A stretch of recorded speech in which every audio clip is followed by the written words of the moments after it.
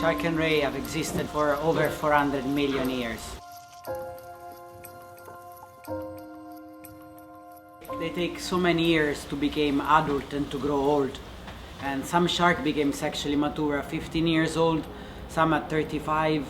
Whale shark, for example, 35 years old, more or less. And they can live, some of these sharks can live up to 100 years, or over 200 years, for example, for the Greenland shark. And because they live so long, and it takes so long to become sexually mature, that means that they also make very small number of pups. They are their babies, basically. And because they make such a small number of pups, for example, a devil ray or a manta ray only make one pups every 2 to 3 years. And they take, some of these species take 20 years to give birth for the first time. So every time we fish one and we take one out of the environment, their potential to regrow is very, very low. And that's why they're so susceptible to overexploitation by fishing. Sharks and ray have been exploited, has been fished for centuries. As of now, most of the shark fisheries, if not all, are not sustainable in the country and nearly everywhere in the world. There are very few shark fisheries that are sustainable.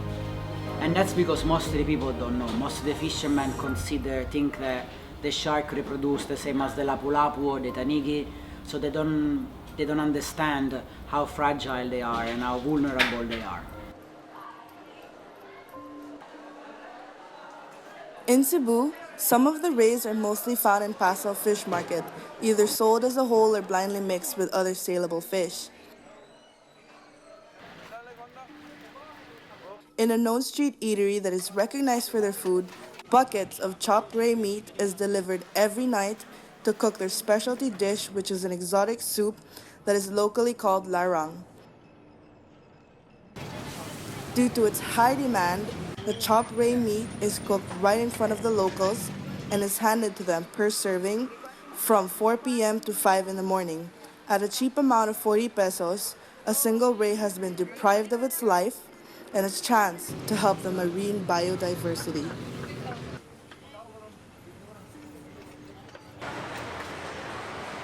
Kanang mga sharks, ato di usually daduna sila sa mga processing plants. Tapos ilan ang galingon, oto kikiam, din tempura.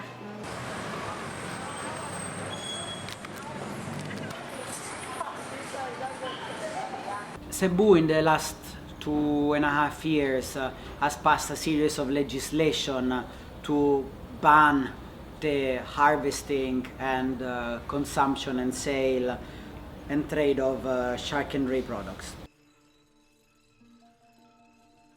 A top predator shark, they have levels that are actually considered toxic for consumption. I mean, you can get sick and can get diseases from consuming them regularly.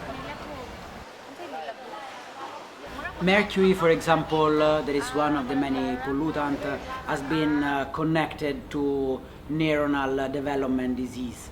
So, for example, slow development of the brain of a fetus. So, pregnant women and young children, they are particularly sensitive to this kind of exposure. So, they should never eat top predatory fish.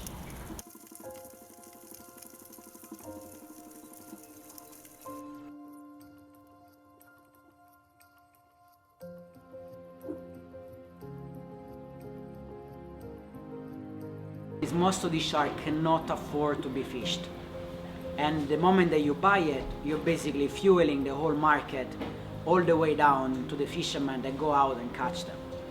So you need to be aware of the value and the impact that every bowl or every skewers that you're eating actually have. So be a responsible consumer. When you go and order something, don't just have a bite or have a sip, but think about what effect that bite that you're having has down, all the way down the environment and the socio-economical impact on the fisheries. There has been a lot of work done by conservation groups in the last 10 years to shift the perception of shark can raise from what was before a terrible predator, a killer of the ocean like Jaws, to what is actually a beautiful animal that is the king of its environment.